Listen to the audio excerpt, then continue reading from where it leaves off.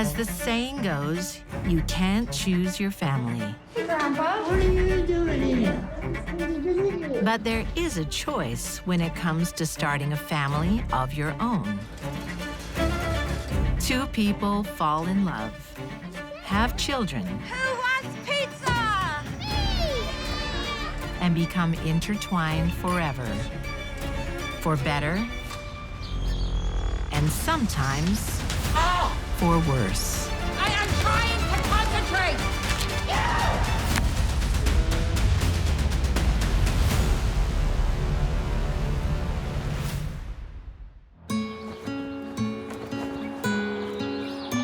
1973, Concord, California. Come in. Susan, it's good to see you. Susan Bowling has everything a 15-year-old schoolgirl could wish for. Good looks, wealthy parents, and an intellect far beyond her years. Compared to other children, she was exceptionally smart. She was reading books before she was 4 years old. When she was 5, her parents divorced. Tell me about your week. There's nothing to tell. Well, did you go to school? I hate it. Susan started avoiding school, becoming truant, because she just simply didn't want to be around other people. You know, I felt the same when I was your age. Really? The school recommended to Susan's mother that they take her to a psychologist and recommended Dr. Felix Polk. Well, it's just I like being alone. Felix was not a conventional psychotherapist. To say the least, he had very loose boundaries. It was the early 70s in California, which was a time when anything goes in the world of psychotherapy. You know, when I was your age, I was in France. We were hiding from the Germans. So I spent a lot of time alone.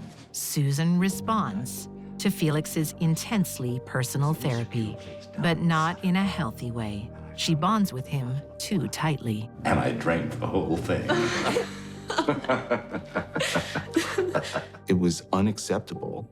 It's ethically wrong by all standards. Eventually, it leads to a scandalous romance. But doctor and patient don't care, and when Felix is 49 and Susan 24, they become husband and wife. For Felix to become involved with her was like lighting the fuse on a stick of dynamite. Nothing good was going to come from it. Susan Polk's romance breaks societal rules and taboos.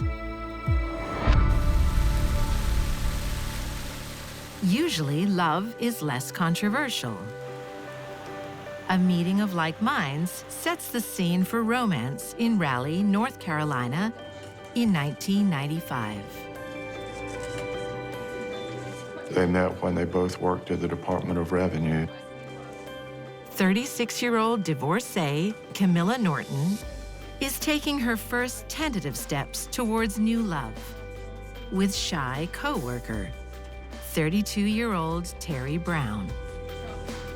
Terry seemed to be a very calm, professional, well-adjusted young man. They got along well. They had a lot in common. Camila, ready for a refill? Yeah, okay. Sure. Camila's looking for happiness after a troubled past. Ladies first. Camila had a very unusual, troubled personality. Psychiatrists had a range of different diagnoses for her over the years. I want you out of my house. Why? Because you're a witch. Mom. She's having an affair with President Bush. Get out! She was paranoid and delusional. I'm sorry. That's okay. Let me know if it gets worse. I know. For years, Camila is plagued by paranoid visions. Camila truly believed these things. She thought they were genuinely true. She was very delusional.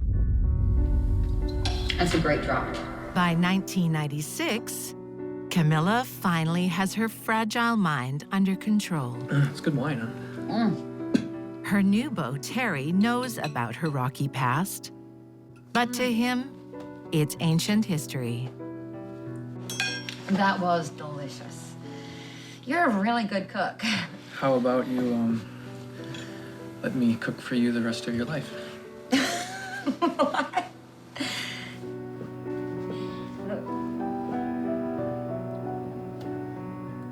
You marry me? A couple in love are full of romance and promise. Once they settle down, thoughts often turn to children. And with luck, a family is born. And so it is for Susan and Felix Polk. When they marry and have children, a 25-year age gap is no longer the salacious scandal. The Polks really did look like a very happy family. In 2000, they move into a $2 million estate outside San Francisco. Susan is a devoted mother to 3 sons. She's got everything the boys could want. It's glorious. Felix, the respected psychologist, has a flourishing career. In the Polk model of deviant adolescent behavior, it's their repressed memories that are crucial to their healing. I think they wanted the good things in life and were working hard for it. So, who's ready for lunch? Felix's powerful influence on Susan's teen years still haunts the relationship. She just never got the chance to, like, grow into a stable woman. Susan's mental health suffers Susan. and goes untreated. Felix. Excuse me.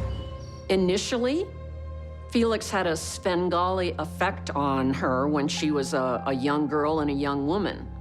But as she grew and matured, she became resentful, did not like being controlled by Felix at all. It was becoming quite apparent that she had mental issues. Susan. Susan! What's the matter?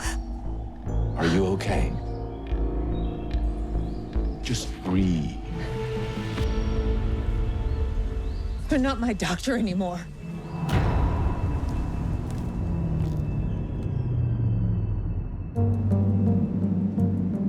Behind the closed doors of the Polk estate, Susan spirals into dysfunction and delusion.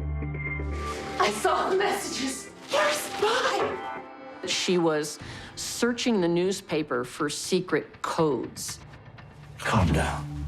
You're a very dangerous man. At one point, she believed that Felix had been employed by the CIA. She was all over the place on those kind of accusations. All this was starting to tell me that Susan is in some other world. Dad? It's okay, son. Your father is a spy. He's gonna hurt us. Their youngest son, 14-year-old Gabe, sees it all. You could tell that he was just emotionally impacted by all this stuff. A delusion as strong as Susan's is a sign of serious mental problems. Felix did nothing about her delusions, and Susan became sicker and sicker. Local police become regular visitors to the luxury home. Here we go again. Susan's delusions create constant chaos. The marriage really started going south. At last, I want you to evict him. Eventually, she turned on Felix. She hit me. Take him away. Tell me what's going on. He is controlled. He's controlled my entire life. Susan reaches her breaking point. If Felix isn't leaving, then she is. Take me to jail! She slapped him in front of the police and said, okay, take me. They wouldn't take her either. I have a feeling they wanted nothing to do with her. Susan files for divorce. After 30 years of being dependent on Felix, she reclaims her life and sets her sights on Montana. Susan was so happy with her life in Montana, she didn't even come back for the divorce proceedings. That would prove to be a mistake.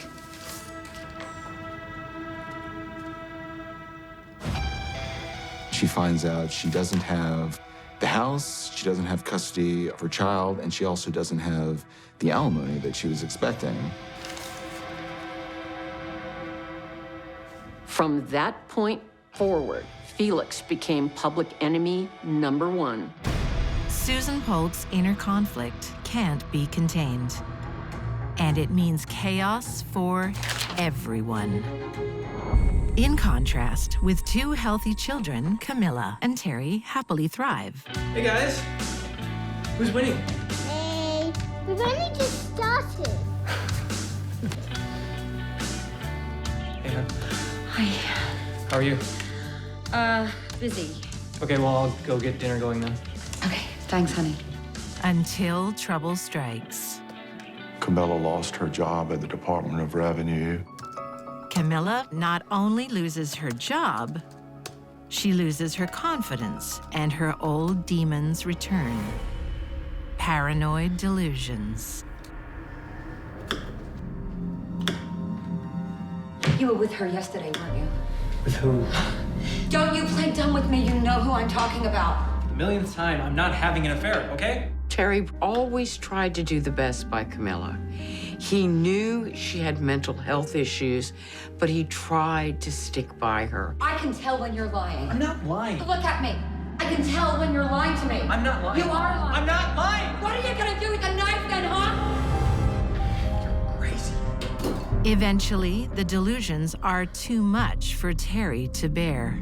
He just could not tolerate it anymore, so he moved out, and they were divorced in 2001. Despite fighting in court, Terry loses custody of the children. But Camila's not behaving like a fit parent. I am trying to concentrate. Stop doing that. Her fragile mind is splintering. You got one. She starts to neglect her duties as a mom. In 2002, a visit to the doctor brings things to a head. Does that hurt?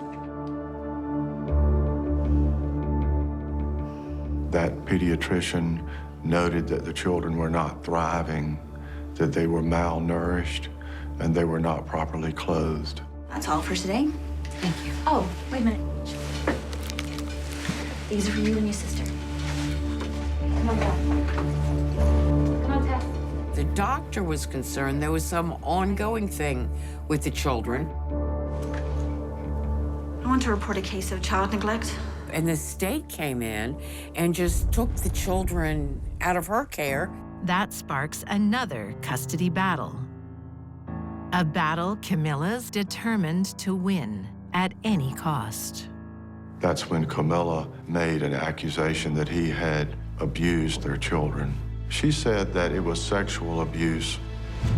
But authorities learn it's another of Camila's delusions. He was a great father, devoted to his children.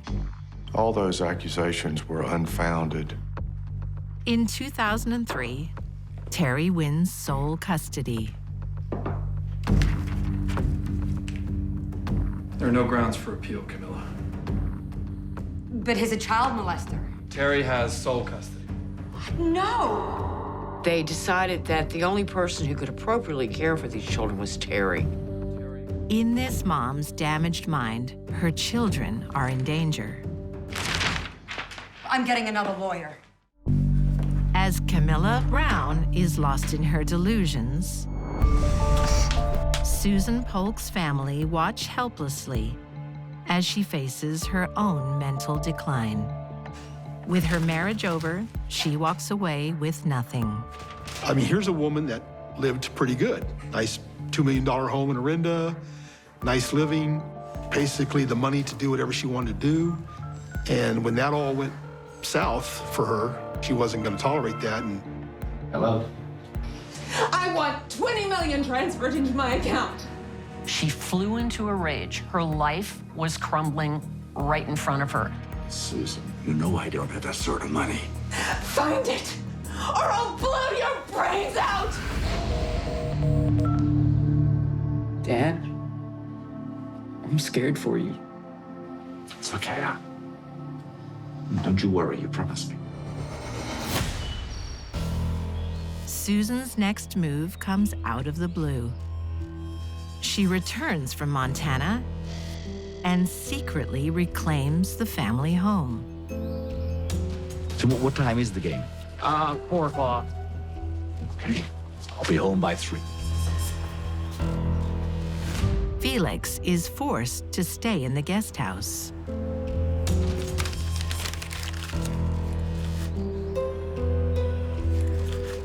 It's okay.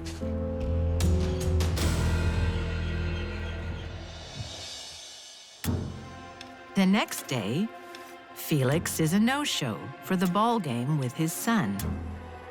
Do you know where Dad is? No idea. late afternoon, early evening, they were supposed to go to the game. He sat at the house waiting to hear from Dad. After a while, his curiosity got the better of him. Are you sure you don't know where Dad is? No. I told you before. Aren't you glad he's gone? I am. And that's when he went out to the guest house. Dad?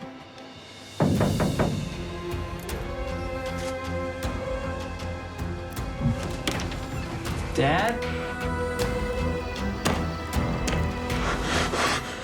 Finding a parent or anyone that you love who's been stabbed to death is probably something that's never going to go away. It could ruin their life. 911, what's your emergency? I need help. It's my father. He's dead. There's blood everywhere. Okay, stay calm. When someone is mentally ill, it's often those closest to them who are in the most danger. Keeping a family apart can be the only solution. In Raleigh, North Carolina, Camila Brown has been separated from her children. The judge ordered her to stay 2,000 feet away from the children and her husband and not to contact them in any way. She does the exact opposite, moving into the house behind her ex-husband, Terry. Camila was doing everything exactly wrong to keep from getting the custody of the children, but she thought she was doing everything right. In her fractured mind, Camila's convinced her husband is abusing her children. Despite her problems, Terry doesn't want to deny his children their mother. Terry, they're my life. Terry, please. Please let me see my children. Don't cry. He eventually agrees to give her some access, but remains cautious. Terry offered Pullen Park as a public place where they could meet. Who wants pizza? Me! March 24th, 2006. The family are together once again. Baby, how are you? Oh, it's so good to see you. Okay, guys, here you go. That's for you. That's for you, sweetie. Now, just don't burn yourself, okay? It's very hot. But the reunion is short-lived. I warned you. No! Camila pulled out a gun and shot him. Camila still loved Terry, but she loved her children more. And in her mind, Terry was harming her children. There was no basis to that in reality, But that didn't matter because Camila believed it was true. If you can imagine the horror of a 6 and a 7-year-old child sitting there eating pizza, and their mother has just shot their father in the chest. Camila's delusions have stolen her children's father.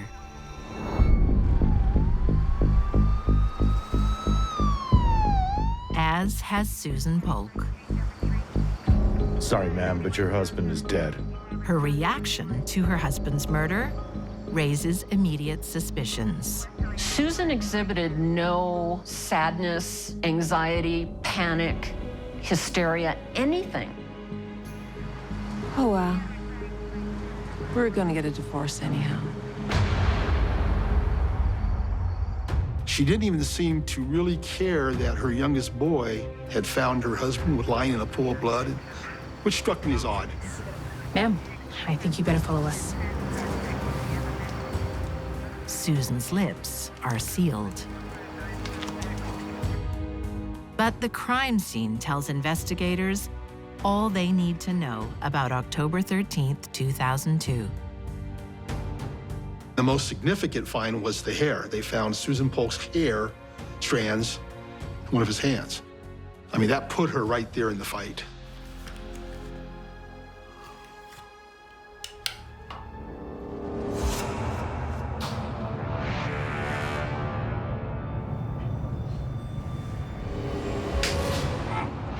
The blow to Felix's head would have been enough to render him dazed and confused.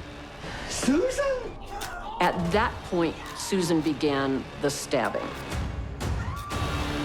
She was unleashing the animal within her.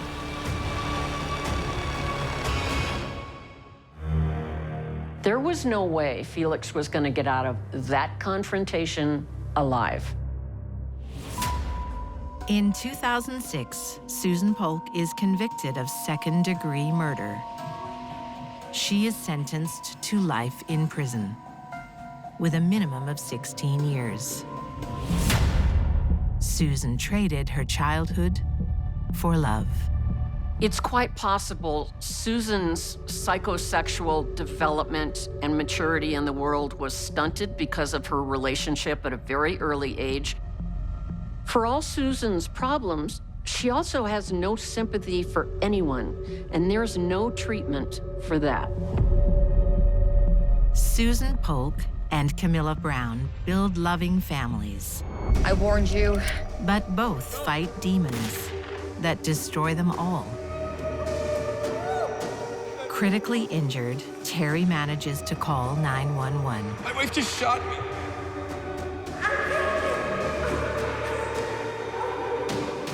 Camila is arrested at the scene. 5 hours later, Terry loses his fight for life. Unfortunately, his injury was too severe for them to be able to save his life. Camila Brown is charged with murder. Initially, Camila refused to be questioned and refused to respond and would not cooperate with her lawyers. She would have nothing to say. That's when the mental health evaluations began to determine whether she would be competent to proceed to trial.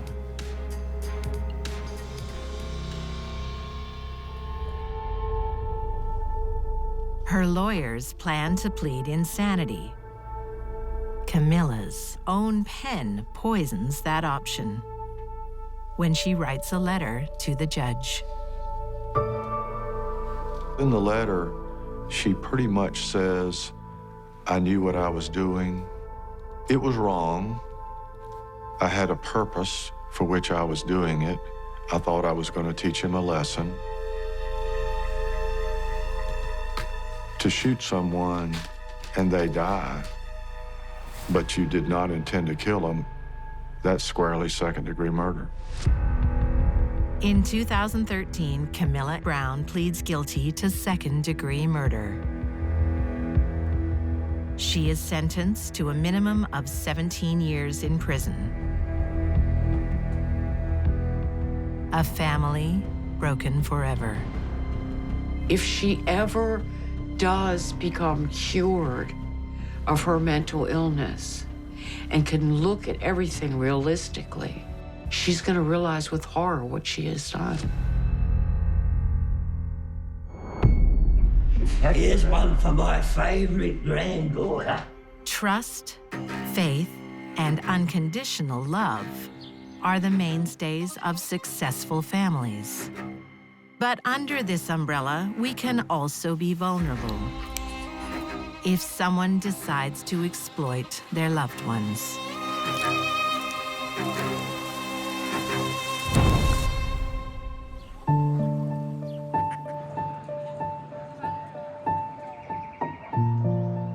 Nothing brightens a grandparent's day more than seeing their grandchildren.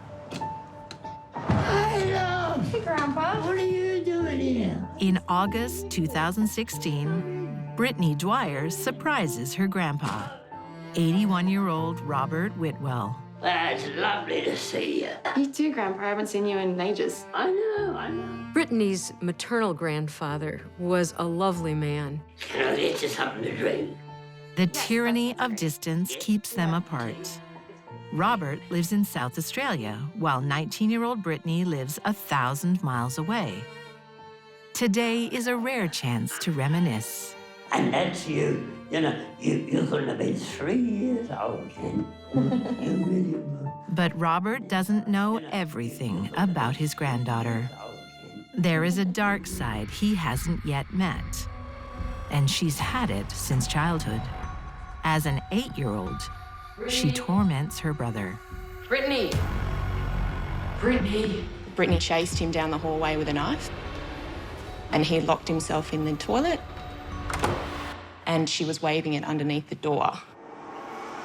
I think for Brittany, the feelings of love and family weren't as developed, weren't as strong. Brittany, stop! The deep familial ties that are so important to the rest of us. For her, it was much more important to be violent. As a young adult, Brittany develops a fetish for horror films, an interest she shares with roommate, 21-year-old Bernardet Burns. I'm done with this movie. Her and Bernadette form a very close friendship very quickly.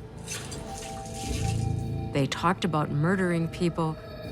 Her good friend thought most of this was fantasy. She didn't really realize how serious Brittany was. For her, this was real. It's easy for some people to mask their true feelings and desires, even from their nearest and dearest. In Lincolnshire County, England, in 2010, David Twigg and his de facto, Julie Dixon, are living the good life. How do you make so much mess? It takes talent. Very funny. David was a skilled joiner specializing in doors and windows and things like that. The craftsman and the manager are a perfect fit. Everything to do with money, phone calls, contact with the public, bills and invoices was all run by Julie. He was the talent, she was the accountant. That was their arrangement. David uses his business to indulge his passion for motorsports. Hello? He sponsors a racing team. Hi, mate. How are things? That's brilliant. Yeah, I'm in. I'm sure. Okay, I'll see you soon. Amazing. What is it? The team's racing in America. And we're going. Oh. What? What's up? No, fantastic, yeah.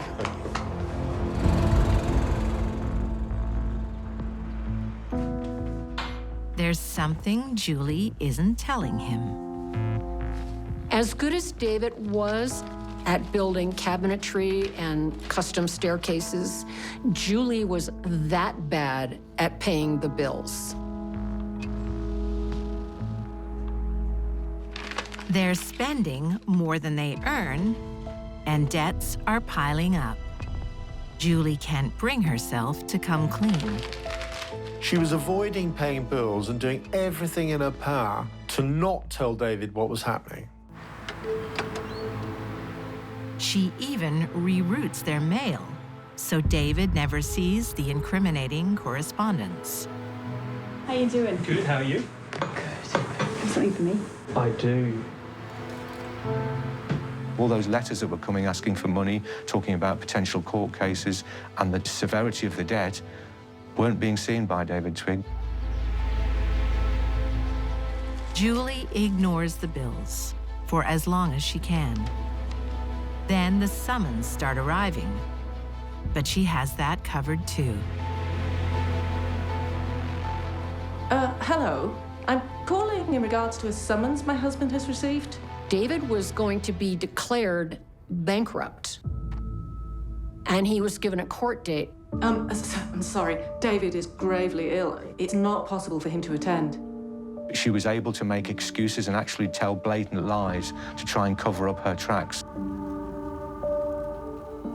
I think there's a good possibility when Julie was a little girl, she was severely punished when she made a mistake. And she didn't want that to happen again. Are Julie Dixon's secrets protecting herself or her partner? Either way, his trust has left him open to harm.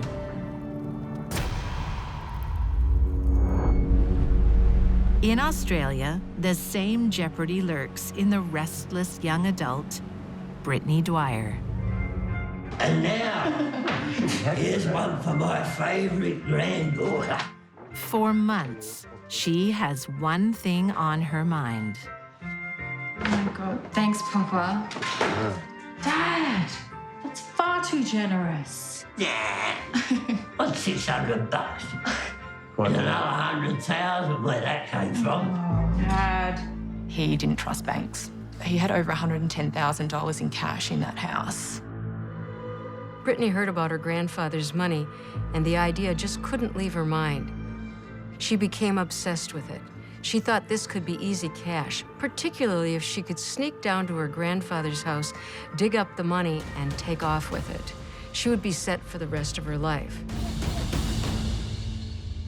This idea, along with her obsession with blood and violence, merged to make quite a murderous plot. I know where there's some cash. A lot of it.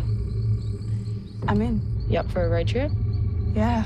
Brittany has no trouble recruiting her BFF, Bernardet Burns.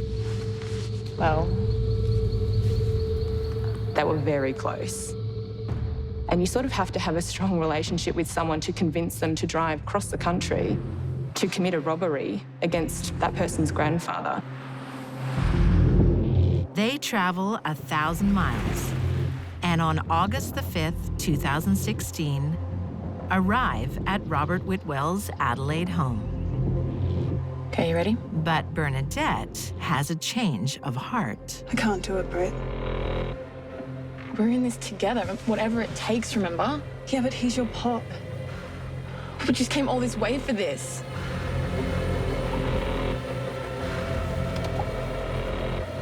You're fine. You stay in the car.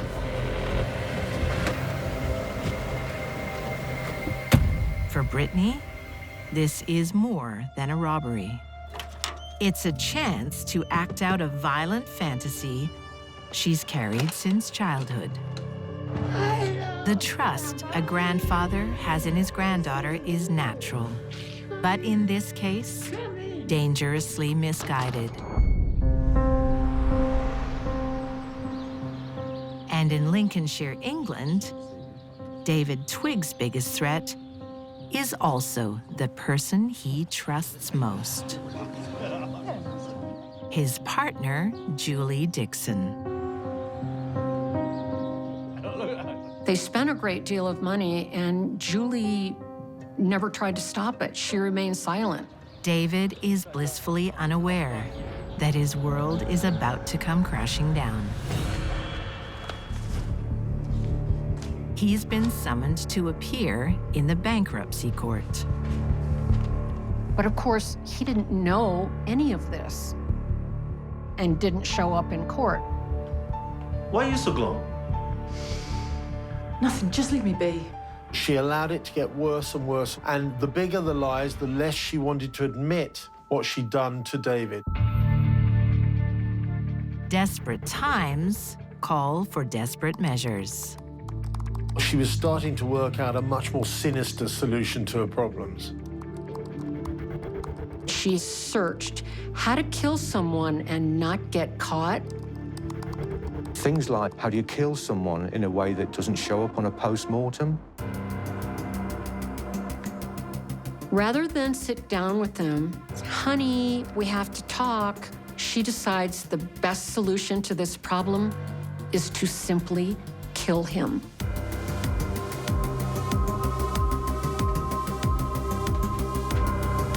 By 2011, time's up. Eventually, an arrest warrant was issued for David. Look, I have tried to explain over and over. He is seriously ill. He cannot get to court. That's just the way it is, unfortunately. Right. The best option was to kill her innocent husband.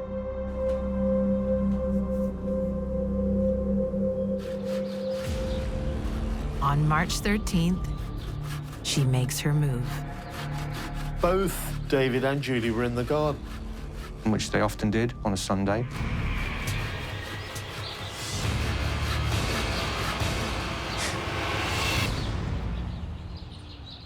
Thanks. David was putting up a fence on the property and had no idea whatsoever what Julie was planning. Within family, defenses are down, suspicions cast aside. We are vulnerable at close quarters.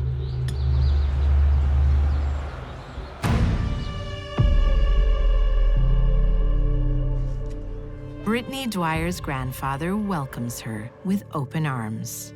I wish we could do this more often. I really do. Yeah. He pulls out photograph albums of their childhood. Oh, look, there's your mum, and there's you. Recalling fond memories. Yeah, I want you to take that one with you. The trip down memory lane softens Brittany. Brittany texts Bernardet, and she says that she can't do it. The pair should follow their consciences and leave. But instead, now Bernardet doubles down. Bernardet texts her right back and says, "This is what we came here for. Harden up. Do it." Now, thank you for coming to see me, darling. Brittany's behind her grandfather. She brings out her knife and she stabs him in the neck. Why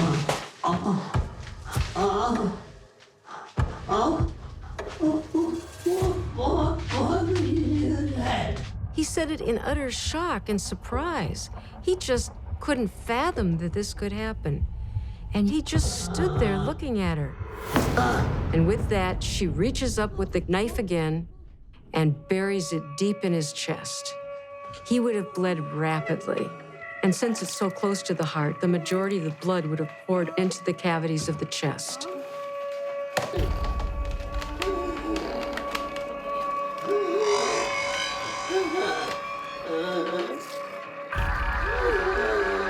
He tries to put Band-Aids on, probably in shock. Brittany actually helps him put those Band-Aids on. Sorry, Grandpa. But that's where her first aid ends. She waits and watches her grandfather bleed to death. He would have probably been in shock within 3 or 4 minutes. He would have been dead by 6 to 7 minutes.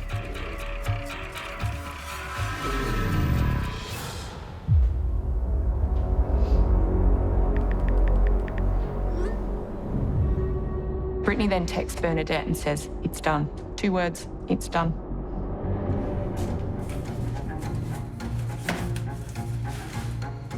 They rifle through his belongings and find his wallet, and they found $1,000. The girls have traveled across Australia for much more than that. He had over $110,000 in cash in that house. but they can't find it. Hey, where are you? We have to go. I found a bag. With just $1,000 in their pockets, the girls hit the road.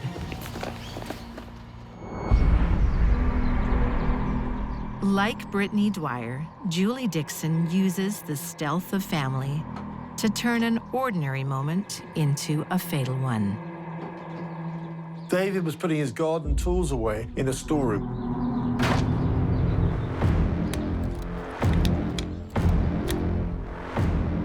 Very funny.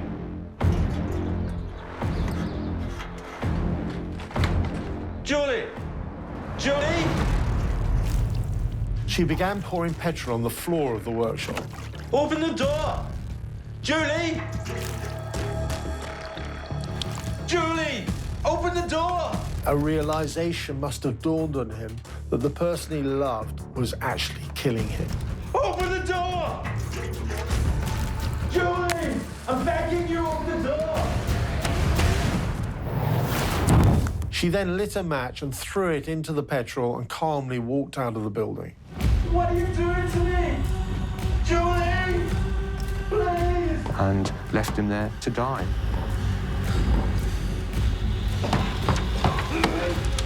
David built that door. He knew there was no getting out.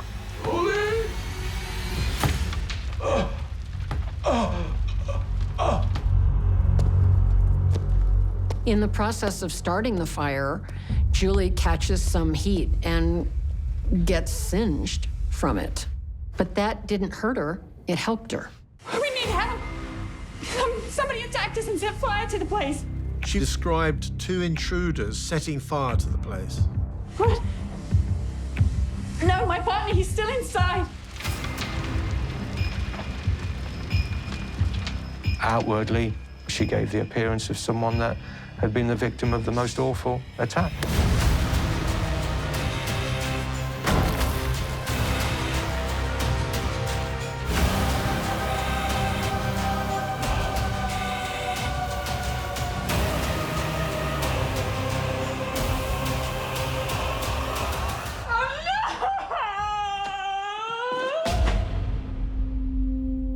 To the world, it's a tragedy, made sadder by the public pleas of a woman in mourning. Julie played the grieving partner to the hilt, especially when the cameras were on. Can you tell us what happened that day? It was all so quick. A family umbrella of trust can also protect the perpetrator. No one wants to think one family member can betray another. But they do, like Brittany Dwyer. It's days before her grandfather's body is discovered. The police eventually discovered his body because what happened was the mail began to pile up outside his house. But they have no early leads. He was a good man, and he lived a good life for Grandpa. At his funeral, Brittany slips easily into the role of grieving granddaughter. Knowing full well that she was the cause of their grief. Poor Grandpa. She has this absolute lack of empathy. She cannot empathise with people. She cannot understand the fact that she's caused so much pain. The only remorse seems to come from her accomplice, Bernardet, Bernardet, I said no phone calls. who is not coping so well. Why would you do that? She was telling her friends, telling her housemates. It's not long before the housemates tell the police.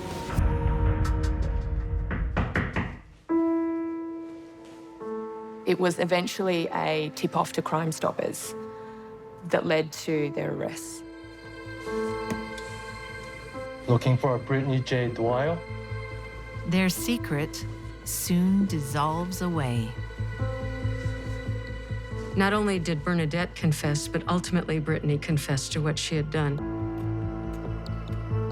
In 2017, Bernadette Burns pleads guilty to murder without intent. and receives a minimum of 13 years and 6 months in prison. Brittany Dwyer is convicted of murder. Her sentence, a minimum of 21 years behind bars. Her grandfather, a man that was warm and loving, and she will probably always be haunted by the look that he gave her as he searched her eyes and said, "Why did you do this to me?"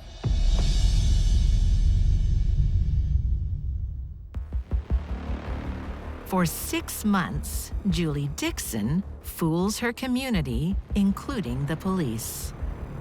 Julie didn't have the bandwidth to pay the bills on time, let alone pull off a murder. David's long trail of bad debts start to reveal themselves, along with Julie's deceit. We'd been given a complete pack of lies. Then, the evidence catching her red-handed. Just petrol then, love. Just the fuel today. The CCTV footage, which clearly showed Julie Dixon purchasing a quantity of petrol, which she put in the portable petrol containers. She is arrested and charged with David's murder. I would describe Julie Dixon as cold, calculating, and I would probably go as far as to use the word evil. In 2011, Julie Dixon is convicted of murder and sentenced to life with a non-parole period of 23 years. It just goes to show you never know what your other half is capable of. If they're feeling under pressure and they've been cornered, they come out fighting.